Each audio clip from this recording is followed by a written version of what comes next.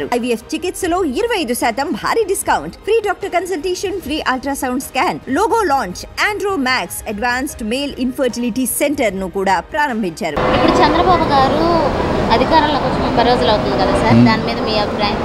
మీ అభిప్రాయం ఏంటి అసలు? మీరు చెప్పండి సార్, ఇప్పుడు ఏదైతే నిర్వర్తించారో దాని మీద మీ అభిప్రాయం? ఒకటే కదా చేశారు ఇప్పటి వరకు, ఓన్లీ 7,000 ఇచ్చాడు. తర్వాత ల్యాండ్ టైటిలింగ్ యాక్ట్ అది చేశాడు. తర్వాత ఇసుక ఫ్రీ అన్నాడు, కానీ డబ్బులు తీసుకుంటున్నారంట. మరి వాస్తవం తెలియదు మనకి. బాగానే ఉంది, చూద్దాం, నెల రోజులే కదా. ఇప్పుడు గతంలో చంద్రబాబు అంటే జగన్ గారు ఎక్కిన 30 రోజుల్లో ఎటువంటి కర్తవ్యాలు నిర్వర్తించారు? జగన్ గారు అని ఆయన ఒక ప్లాట్ఫామ్ వేసాడు అంతే. ఇవాళ ఆ ప్లాట్ఫామ్ మీద పోవటం చేయగలిగింది ఏమీ లేదు. అంటే జగన్ చంద్రబాబు గారి మధ్య వ్యత్యాసం ఏంటంటే మీరేమో చెప్తారు? మనం ముందు చెప్పాలి ఆ వ్యత్యాసం. ఈయన చేస్తాడా చేయడా అనేది వెయిట్ చేయాలి. ఎందుకంటే చంద్రబాబు గారి మీద ఇంతకుముందు ఎప్పుడూ నమ్మకం లేదు కదా. చెప్పిన చేయడం అనేది ఒక ఇది ఉండేది కదా. చూద్దాం. వచ్చినప్పటి నుంచి 30 రోజులు అవుతుంది కదా, ఇప్పుడు ఈ 30 రోజుల్లో ఎటువంటి? ఎక్సలెంట్, సూపర్, బ్రహ్మాండంగా ఉంది. ఆయన ఇంకో 10 ఏళ్ల పాటు ఆయనే సీఎంగా ఉండాలని కోరుకుంటాం.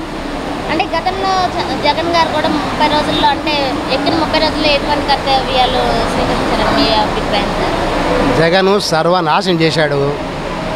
ఈయన 30 రోజులనే చాలా రిమార్కబుల్ రిఫార్మ్ చేశాడు. చాలా బాగుంది. ఇంకో 10 సంవత్సరాల పాటు ఈయనే సీఎం ఉండాలని మనస్ఫూర్తిగా కోరుకుంటామమ్మా. అంటే ఇద్దరి మధ్య తేడా ఏముందని? ఆయన జస్ట్రక్టరు, ఈయన కన్స్ట్రక్టరు. సార్ ఇప్పుడు 30 రోజుల్లో చంద్రబాబు గారు నిర్వర్తించిన కర్తవ్యాలపై మీ అభిప్రాయం సార్? నా అభిప్రాయమే కాదు, ప్రతి ఒక్కరి అభిప్రాయం. స్టేట్లో 95% ప్రజల అభిప్రాయము చాలా బాగుంది. అండ్ డెసిషన్ మేకింగ్ కానీ, ఆ స్పీడ్లో, అడ్మినిస్ట్రేషన్లో స్పీడ్ కానీ, రీఫార్మ్స్లో కానీ ప్రతి ఒక్కరి కూడా పాజిటివ్, మంచి ధైర్యం వచ్చింది ప్రజలకు కూడా. మనం రాబోయే 5 ఈ టర్మ్లో కావచ్చు, ఇంకా 10 ఏళ్ల పాటు ఎట్లా అయినా సీఎంగా ఉంటారు. రాష్ట్రం మంచి అభివృద్ధి పదంలో దూసుకుపోతుంది. పేద ప్రజల జీవితాలన్నీ బాగుపడతాయని ప్రతి ఒక్కరూ చాలా ఆశతో, నమ్మకంతో, ఒక మంచి అభిప్రాయంతో చంద్రబాబు గారి పరిపాలన మీద అందరూ కూడా ఆశావాద దృక్పథంతో ముందుకు పోతున్నారమ్మా.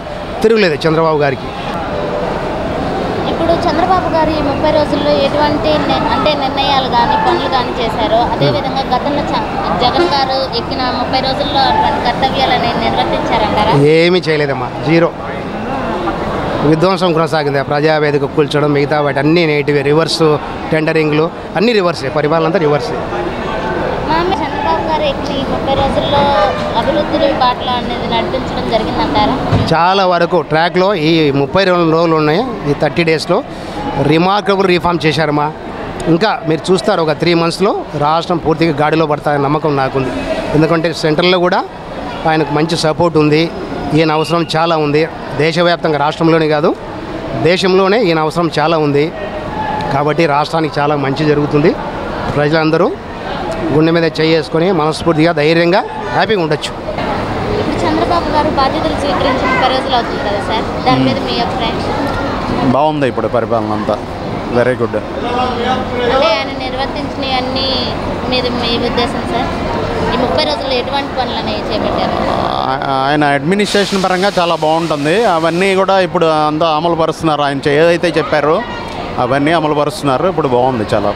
అంటే గతంలో జగన్ గారు ఉన్నప్పుడు 30 రోజుల్లో ఎటువంటి కర్తవ్యాలు అనేది నిర్వర్తించారు? ఆయన అంటే చేశారు, కానీ అవన్నీ ఇంప్లిమెంటేషన్ అంటే డెవలప్మెంట్ వైపుగా జరగలేదు ఆయన చేసినప్పుడు. అది ఓన్లీ సంక్షేమం మాత్రం జరిగింది, డెవలప్మెంట్ జరగల. ఇప్పుడు చంద్రబాబు విషయంలో ఏంటంటే డెవలప్మెంట్ కూడా జరుగుతుంది బాగా. అది అంటే ఇప్పుడు చంద్రబాబు గారు జగన్ గారి మధ్య తేడా అంటే మీరు ఏం చెప్తారు సార్? ఇద్దరి మధ్య తేడా అంటే కనుక చంద్రబాబు నాయుడు గారిది అడ్మినిస్ట్రేషన్ పరంగా కానీ, డెవలప్మెంట్ పరంగా కానీ బాగా కనిపిస్తుంది. అది ఏంటంటే ఆయన ఓన్లీ సంక్షేమం మాత్రమే జరిగింది, అది మాత్రమే అన్నమాట. అది గారు ఎక్కి 30 రోజులు అవుతుంది కదా, దాని మీద మీ అభిప్రాయం? పాలన బాగా చేస్తున్నారన్నా? బాగానే చేస్తున్నారు, బాగానే నిర్వర్తిస్తున్నారా? గతంలో జగన్ గారు ఎక్కిన 30 రోజుల్లో ఎటువంటి కర్తవ్యాలు నిర్వర్తించారంటారు సార్ మీరు? అంటే ఇప్పుడు ప్రస్తుతం చంద్రబాబు గారు ఏవైతే నిర్వర్తిస్తున్నారో అలాంటి వాటి మీద దృష్టి పెట్టడం కానీ అంతకంటే ఎక్కువ ఏమైనా చేసి ఉంటారంటారా మీ ఉద్దేశం ప్రకారం? అంతకన్నా ఏం చేసిండు ఆయన? ఎక్కువ ఏం చేయలేదు కండి. ఎవరు? జగన్ గారు. జగన్ గారు అంటే ఎక్కిన 30 రోజుల్లో ఎటువంటి పనులు అనేవి చేయలేదంటారా? అంతా పోలవరం అనడం అది చేయలేదు, 3 రాజధానులు అనడం అది చేయలేదు, ఎక్కడ మబ్బు పెట్టిండు. చంద్రబాబు గారు ఏదైతే బాధ్యత స్వీకరించి నిర్వర్తిస్తున్నారు అన్నీ బాగానే చేస్తున్నాడు అన్ని 30 రోజుల్లో ఎటువంటి కర్తవ్యాలను నిర్వర్తించారని మీ ఉద్దేశం సార్? అన్నీ ఇసుకది అన్ని మందు తగ్గించినాడు, అన్నీ బాగానే చేస్తున్నాడు. అంటే గతంలో జగన్ గారు ఎక్కిన 30 రోజుల్లో ఎటువంటి కర్తవ్యాలు నిర్వర్తించారని సార్ మీ ఉద్దేశం? జగన్ కంటే చంద్రబాబే బాగా చేస్తున్నాడు. అంటే ఇద్దరిలో ఈ 30 రోజుల్లో ఎక్కిన 30 రోజుల్లో ఎటువంటి వాటి మీద దృష్టి పెట్టారని సార్? వాళ్ళిద్దరి మధ్య తేడా ఏమన్నా ఉందంటారా? ఈయన కంపెనీలు తెస్తున్నాడు, బ్యారేజీలో పోలవరంది, అమరావతిది పైకి పోయి కంపెనీలు తీసుకొని వస్తున్నాడు, కేంద్రానికి పోయి బాగా చేస్తున్నాడు. సార్ ఇప్పుడు అన్నా క్యాంటీన్లు కూడా 15వ తారీఖు ఆగస్టు 15న రీఓపెనింగ్ చేస్తామంటున్నారు, దాని మీద మీ అభిప్రాయం సార్? అన్నా క్యాంటీన్ అంటే ఏదో విజయవాడలోనో లేకపోతే బందర్లోనో పెద్ద పెద్ద సిటీల్లో కదమ్మా, అన్ని చోట్ల రాష్ట్రం మొత్తం అన్న క్యాంటీన్లు పెడితే దానివల్ల ఉపయోగం ఉంటుంది తప్ప ఏదో సిటీలో పెట్టాము అన్న క్యాంటీన్ తీశారు పేదవాళ్ళ భోజనం తీశారంటాం కరెక్ట్ కాదు. నీకు ఎక్కడ పేదవాళ్ళు ఓన్లీ విజయవాడలోనే ఉన్నారా? అన్ని చోట్ల ఉన్నారు కదా, అన్ని చోట్ల పెడితే ఇంకా బాగుంటుంది. అన్ని చోట్ల ప్రతి ఊళ్ళో కూడా అన్న క్యాంటీన్ ఉండాలి, పేదవాడికి ఎక్కడ ఇబ్బంది లేకుండా ఉండాలి.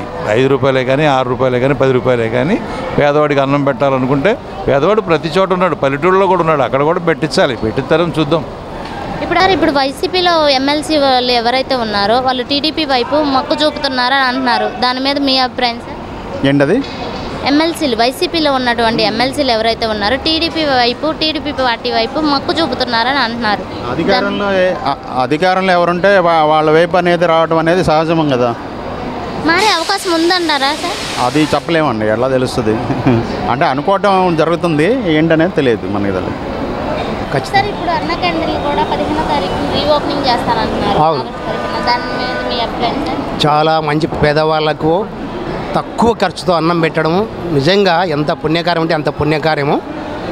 చాలా ఈ పుణ్యము పెద్ద ఆయనకి చంద్రబాబు గారికి దక్కుతుంది. స్టేట్ వైడ్ ప్రారంభిస్తున్నారు కాబట్టి అన్నం పరబ్రహ్మ స్వరూపము, అన్నం పెట్టడం అంత పుణ్యకారము ఇంకొకటి లేదమ్మా. అన్నిటికీ నా అభిప్రాయం ప్రకారం పేదవాడికి అతి తక్కువ ఖర్చుతో అన్నం పెట్టడం, ముఖ్యంగా స్టూడెంట్స్ చదువుకునే వాళ్ళకు, కోచింగ్ తీసుకునే వాళ్ళకు, ఈ రోజువారీ కార్మికులకు, ఇటువంటి చాలా పూర్ పీపుల్కు అతి తక్కువ డబ్బుతో అన్నం పెట్టడం నిజంగా చాలా పుణ్యం వస్తుంది చంద్రబాబు గారికి. ఆయన పార్టీకి మంచి పేరు కూడా వస్తుందమ్మా. మంచి సార్ ఇప్పుడు అన్న క్యాంటీన్లు కూడా ఆగస్టు 15న రీఓపెనింగ్ చేస్తామంటున్నారు, దాని మీద మీ అభిప్రాయం? మంచిదేనండి, అది 5 రూపాయలు పెడితే భోజనం వస్తుంది. దానివల్ల ఉపయోగం ఉందంటారా సమాజంలో? ఉందండి, ఉపయోగం ఉంది. ఎటువంటి ఉపయోగం ఉందంటారు సార్? అంటే మామూలుగా నిరుపేదలు ఉంటారు కదా, అక్కడక్కడ వాళ్ళు అడుక్కున్న వాళ్ళు మామూలుగా రోడ్ల మీద తింటారు, 5 రూపాయలు మంచి భోజనం ఉంటుంది. అదే అన్న క్యాంటీన్ కూడా ఆగస్టు 15న రీఓపెనింగ్ చేస్తామన్నారు, దాని మీద మీ అభిప్రాయం సార్? అన్న క్యాంటీన్లు చేసి బీద బిక్కలు అందరూ తింటారు, బాగుంటుంది. దానివల్ల ఉపయోగం ఉంటుందంటారా సమాజంలో? ఉంటుంది. ఎటువంటి ఉపయోగం ఉంటుందంటారు సార్? ఇప్పుడు బీద బిక్కలు డబ్బులు తక్కువ 5 రూపాయలు కాబట్టి చాలా మేలు, బాగుంటుంది.